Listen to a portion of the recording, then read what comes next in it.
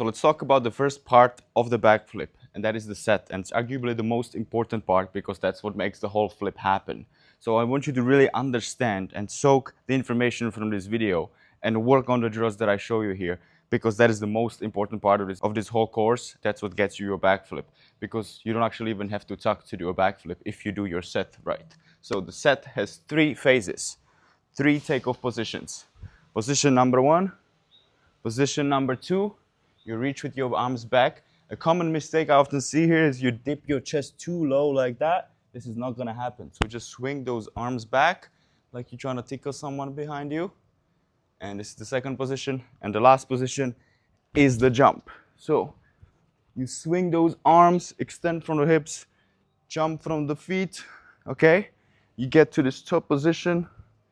Notice my calves as well. And from here, what's happening here is that you are thinking about your hips coming slightly forward and up while your shoulders are leaning back. So what a lot of people do when they try to do a backflip is they just think about throwing their head backwards. But you don't want to do that. Don't think about even doing that. That makes you go straight to your head. The whole backflip happens from the hips. So you're really trying to get those hips up above yourself like this while your shoulders going backwards. If you can get this movement while jumping, that's all you need to initiate the backflip rotation. Then the tucking just speeds up that rotation to get you around faster. So as we covered in module 1, the first 2 drills towards that, so I'm just going to quickly run over them. So the first one is lying on the ground, and we train. Imagine you're standing, you imagine you're going for your backflip, and I just want you to think about the correlation of your shoulders, your arm swing, and your hips. So as you swing your arms, you raise your hips up. 3, 2, 1, boom. 3, 2, 1, boom. When you're doing this drill, close your eyes and visualize yourself setting for that flip, okay? Now the second part is the actual jump, okay, without any spotting just yet. So we think about the three positions, 1, 2, 3, and we put them all together, perform the jump. 1, 2, 3. Think about the hips, okay? Think about the hips, that extension here at the top of the jump. If you send this really hard, you might fall on your back, so be careful with this one. Okay, now we can take this a step further, but we're gonna need some help to make that happen, because what I want you to experience is what it actually feels like to give it your full intention. So for this one, you're gonna need a friend, and we're gonna do the same drill, but here I really want you to think about actually jumping back, and the friend is gonna be behind you, standing there to support you. So one of the best drills, if you do have a friend or someone to spot you, is doing the set with someone standing behind you, so you can actually focus on bringing those hips up and the shoulders back. So all you need is one friend. He's gonna stand behind you. He's gonna put his hands at your upper back, and now you're gonna perform the set that we showed each other like before, but now you can actually really focus on trying to bring those hips up at the top of the jump and start pushing those shoulders back a little bit, because you can lean into those hands and prevent falling on your back.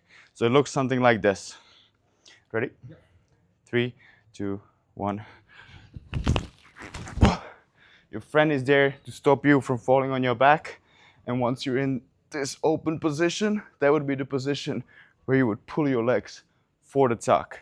Now, you're not going for the tuck. Your friend is just going to push you back to your feet. Now practice this a lot. So let's go one more time. 3, 2, 1. Perfect. Okay, the next variation, if you do not have a friend, you can do the same thing, jumping to your back onto your bed or blocks.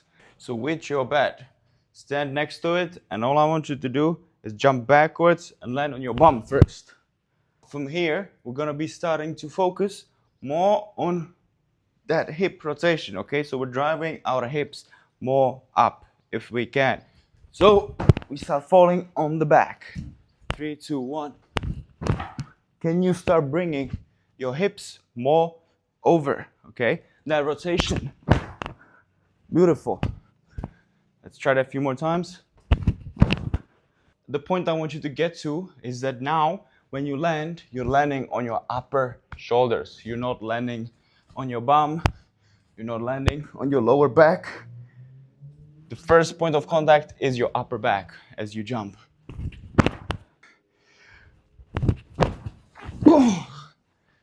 So now, the higher the bed, the better, okay? My bed is quite low. So if I was able to manage to stack 2 big mattresses on top of each other, that would force me to jump higher. I would make it more like a backflip. But we gotta work with what we have. As I mentioned, if you can stack a couple of soft gym boxes,